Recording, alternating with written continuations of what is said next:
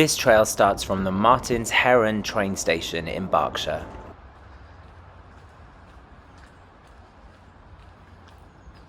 Welcome to my channel.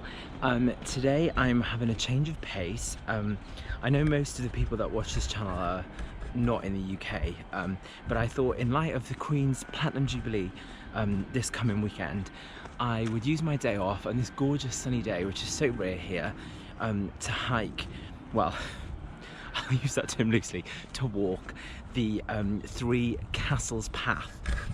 And this connects Martin's Heron in just outside Bracknell, which is the town that I live in, to Windsor, where the Queen obviously resides in Windsor Castle these days. So this is a 11.2 mile path. I'm going to try and not say hike because I know it's not a hike. It's moderately challenging. It's not, you know, it's only the distance that makes it long. There's 1,000 feet of elevation gain over the 11 miles, so obviously you're pretty much flat the whole way, but for the odd lumps and bumps. But you get it to experience areas like this, which is just on the trail as it starts, and this is just some forested woodland with some hiking and dog walking paths through it. But you're also going to go through the Windsor Great Park, fields, the countryside, as well as past towns such as Ascot, and then ending in the town of Windsor.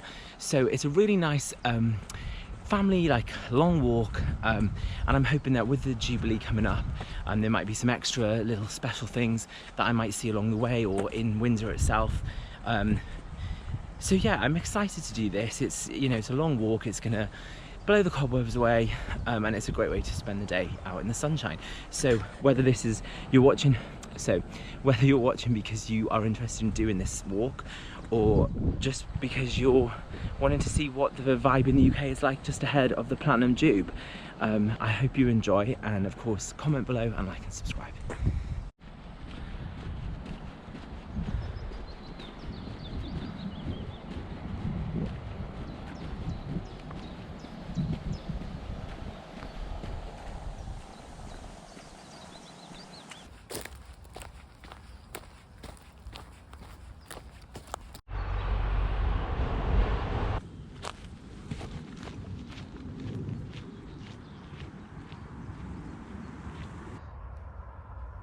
So after hitting a little car park for Swinley Forest, you can hear the road next to you, and you follow the path down this, there's pretty flowers, down this little trail alongside the road, and there should be a little pond coming up.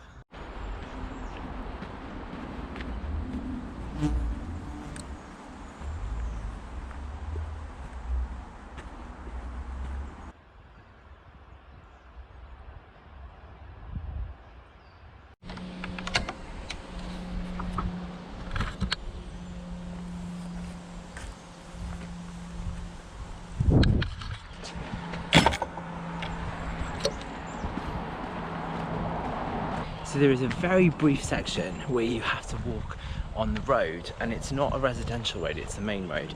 So there's quite a lot of cars, and you cross a bridge. So what I would suggest is take your time, be prepared that some cars will pull in to let you by, and then other cars are gonna just be like, why are you on the road? So be prepared to stop. And when you go over the bridge, I had a bit of a view that there was no one coming, so I just jogged up just so that I was over the point of the bridge before anybody came.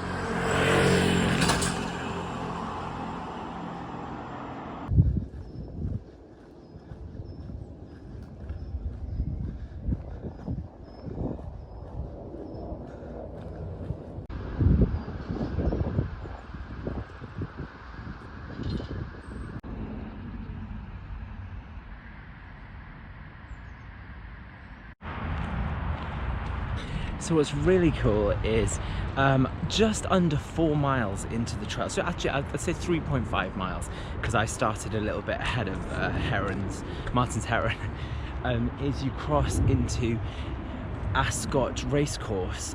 So the heath, you've got the racecourse building there, but all around you can see the tracks, and there's, because Ascot's coming up, you can actually see where the horses are going to be jumping over and stuff, and you can see in the distance some of the tents have been set up and stuff, so it's really cool. I have walked around the racecourse before anyway, but it's quite nice to just cut through, and you know, it feels quite summery. It feels like after the last 2 years where Britain was pretty much, you know, everything was, if we weren't in lockdown, we were slowly easing our way out of lockdown, and it feels like all of a sudden everything is just back to normal. Like, it feels like a British summer again, and that makes me very happy. Yeah, it's really cool. It's quite open here, so it can get quite breezy. It can also get really cold in the winter, but if you're going to do this walk on like a summer's day like I am, it's great and really nice and warm. I'm getting a little bit hungry now, so I'm looking forward to having lunch. But I've just crossed through some of the most amazing, like, posh, huge houses, all gated and stuff, so you can have a little nose as you walk through, which is quite cool because it gives you a bit of variety. And I think that's what's so great about this walk, is it's not just like one tone. There's so many different things to see, and it gives you different vibes and keeps you interested as well, which is really important when it's a longer walk like this.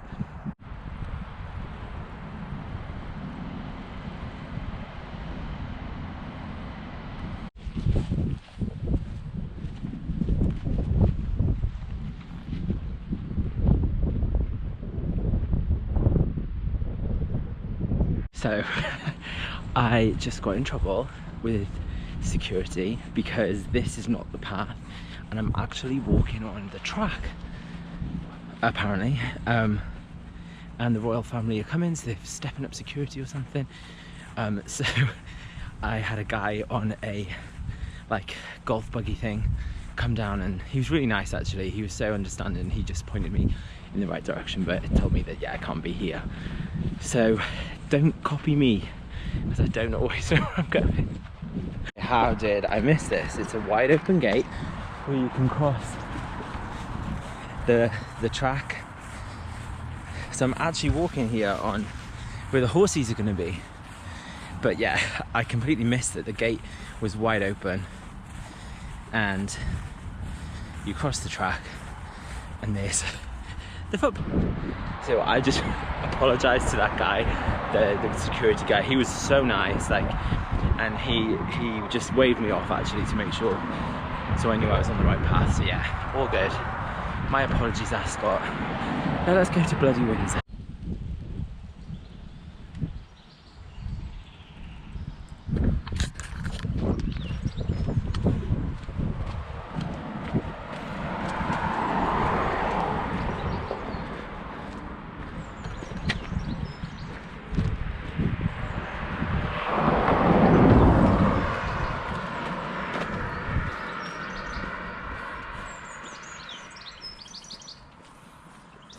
So once you finish your trek away from the racecourse, you come to a little village called Cheapside. I don't know if it's called that because it's cheaper compared to other places, I don't know. But the properties are really cute. There's some thatched roofs. I believe there's a pub somewhere as well, if I'm not mistaken. But yeah, it's a really nice little quaint English countryside place. So yeah. There's a footpath, but you are walking on the side of the road. And yeah, so.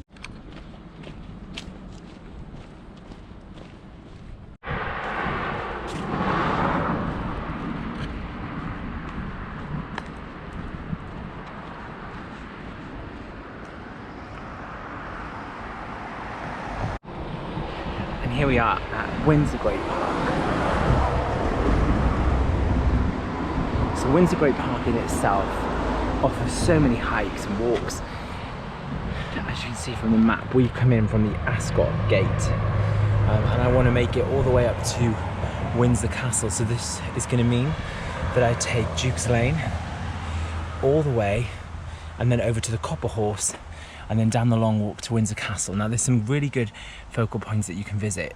This is Virginia Water, so this is a big lake with lots of walking trails around, and there's a coffee shop. There's also some buildings where you can get like takeaway food, and there's a totem pole. Also here there's the village, and there's a post office there where you can buy snacks, drinks and things, as well as hot drinks and food, but I'm not going to do any of that because I need to make it all the way to Windsor Castle today. So it's time to start. What I love about Windsor Great Park is that you're not actually that far from some really big towns. I mean, London is just around the corner. Heathrow Airport is a few miles away, but you really get this like solitude of being in like that quintessential classic British countryside. So I think if you're a tourist to the UK and the weather's good, then this is definitely worth doing. There's some cockle doodling in the background there, or roosters or something. But anyway, yeah. So another thing, if you do like planes, like obviously I'm a flight attendant, so I love aviation. But this is actually on the flight path. Well, sections of it is. So quite often, oh, and here's one now, just on cue. Thank you, BA. You can see planes taking off and flying overhead, which is just really nice. It's just I mean, it does take away from the peace and quiet that I was telling you about, but if you like aviation, then it adds to the experience.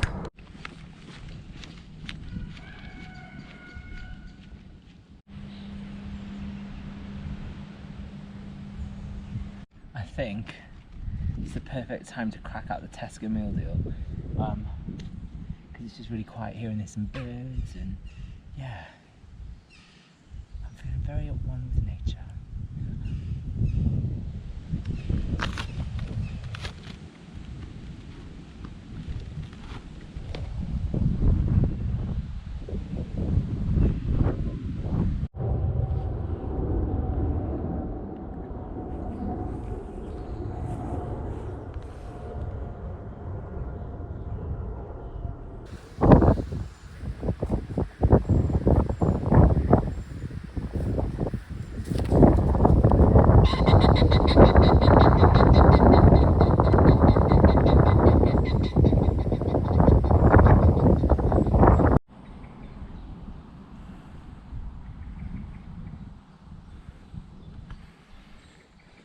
The last, I want to say mile, I've been walking through on these roads that just sort of meander through the park.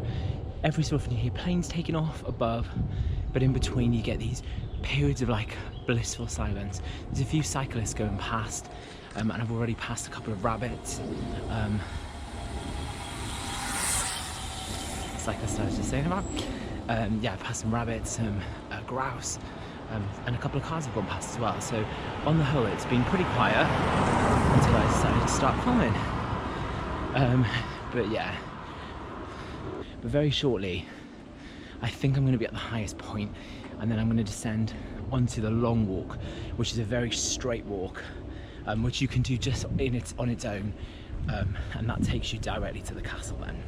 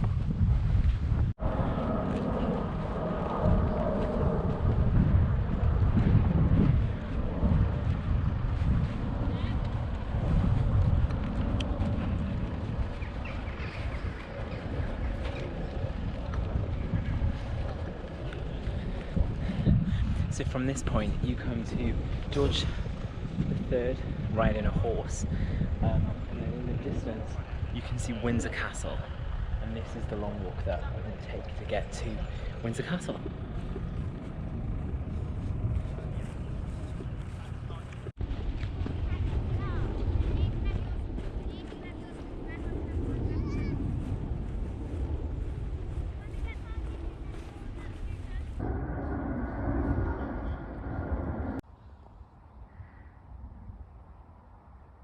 You can barely see it on here, but there's a massive herd of deer over there. They're all running. I can guarantee if I walk over there, they'll all run into the forest. So yeah, there's hundreds and hundreds of deer.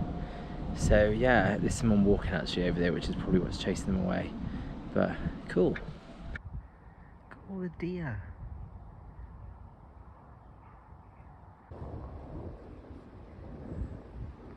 So this last section of the trail is the part where you're most likely to encounter other people.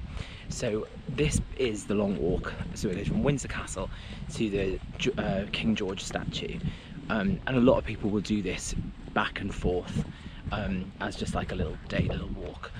So you'll get a lot of families, you get a lot of kids, you get bikes, scooters, the lot. So if you're going to come on a weekend or a school holiday, expect it to be quite busy. It's not too bad today because it's still term time, but there is a few kids around. It's a really nice picnic spot actually, because you can sit up on the hill, and in the distance you see Heathrow Airport. You can see on a clear day some of the London skyline, and of course right in front of me now I can see Windsor Castle, and that's what I'm walking towards. So it's quite nice because it's been a long walk. I mean, it's not like a hard hike, but it's a long walk, so it's quite motivating to see the end point because you've got something to sort of focus on and work towards. So I'm hoping that I'll be there within half an hour. But I realised that my all trails switched off, so I think I've lost a mile of my tracking from when I stopped to have lunch until I just checked the map. It wasn't recording, so yeah. But I've seen loads of planes taking off, which if you're, again, if that's your thing, you'll enjoy it. If you want peace and quiet, you'll probably hate it. But they don't always come over this way. It's just that today is, this is the flight path that they've gone on today. But yeah, see, just in the distance, you can see people walking and kids on scooters, but way down there, the GoPro's picking it up, is Windsor Castle.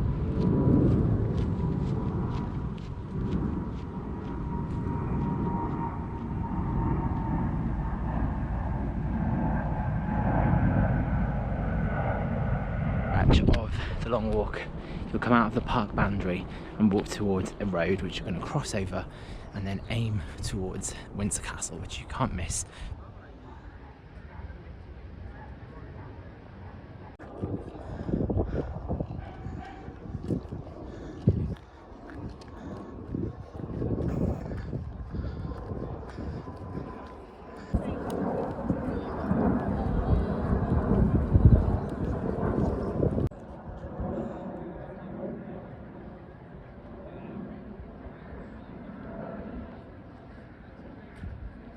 The town of Windsor was full of Jubilee spirit with a few days before the big events start to take place, and there were lots of little things all around the town that really paid homage to Queen Elizabeth and the celebrations that were due to come.